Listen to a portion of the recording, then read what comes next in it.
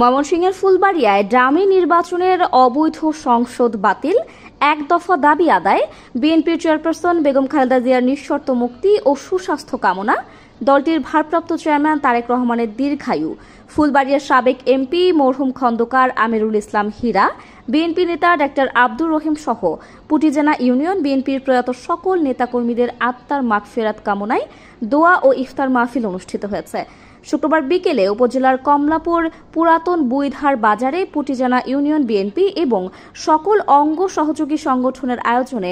দোয়া ও ইফতার মাহফিলে প্রধান অতিথি হিসেবে বক্তব্য রাখেন যুবদলের কেন্দ্রীয় নির্বাহী কমিটির প্রচার সম্পাদক মোহাম্মদ আব্দুল করিম সরকার। বক্তব্যে করিম সরকার সম্প্রতি অনুষ্ঠিত দ্বাদশ জাতীয় সংসদকে অবৈধ ও ডামি উল্লেখ করে অবিলম্বে তা বাতিল করে নির্দলীয় তত্ত্বাবধায়ক সরকারের অধীনে গ্রহণযোগ্য নির্বাচনের দাবি জানান। এছাড়াও দেশে গণতন্ত্র নেই বলেও মন্তব্য করেন করিম সরকার। বলেন, গণতন্ত্র মুক্তির আন্দোলনে সবাইকে ঐক্যবদ্ধভাবে ঝাঁপিয়ে পড়ে দেশকে স্বৈরাচারের হাত থেকে মুক্ত করতে হবে। কয়েকদিন পূর্বে 7 জানুয়ারি যে ডামি নির্বাচন হয়েছে, সেই ডামি নির্বাচনের দ্বাদশ সংসদ বাতিল করে আগামী দিনে এই সরকার পতনের এক দফা আন্দোলন, সেই এক দফার আন্দোলনে আমরা সর্বোচ্চভাবে এই ফুলবাড়িয়া উপজেলার প্রত্যেকটি ইউনিয়নের দেশনেত্রী বেগম খালেদা জিয়ার নিঃশর্ত মুক্তি, তারেক রহমানের সুস্বাস্থ্য কামনা করে এবং এই মুক্তির আন্দোলনে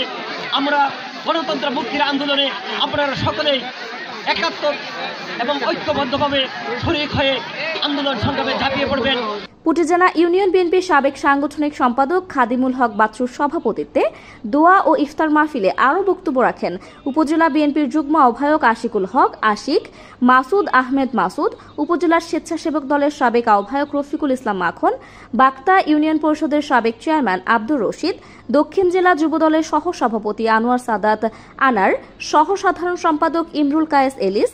আবু সালেক, সহ সাংগঠনিক সম্পাদক সরকার শহীদ, উপজেলা মৎস্যজীবী দলের আহ্বায়ক মোজামেল হক, উপজেলা ছাত্র দলের আহ্বায়ক দিলওয়ার হোসেন, যুগ্ম আহ্বায়ক এজিএম ফাহাদ, সদস্য সচিব আলামিন সাদাত সহ উপজেলা, পৌর ও ইউনিয়ন বিএনপি এবং সহযোগী সংগঠনের নেতারা। অনুষ্ঠানে বিএনপি চেয়ারপারসন বেগম খালেদা জিয়া ও ভারপ্রাপ্ত চেয়ারম্যান তারেক রহমানের সুস্থতা, দীর্ঘায়ু কামনা সহ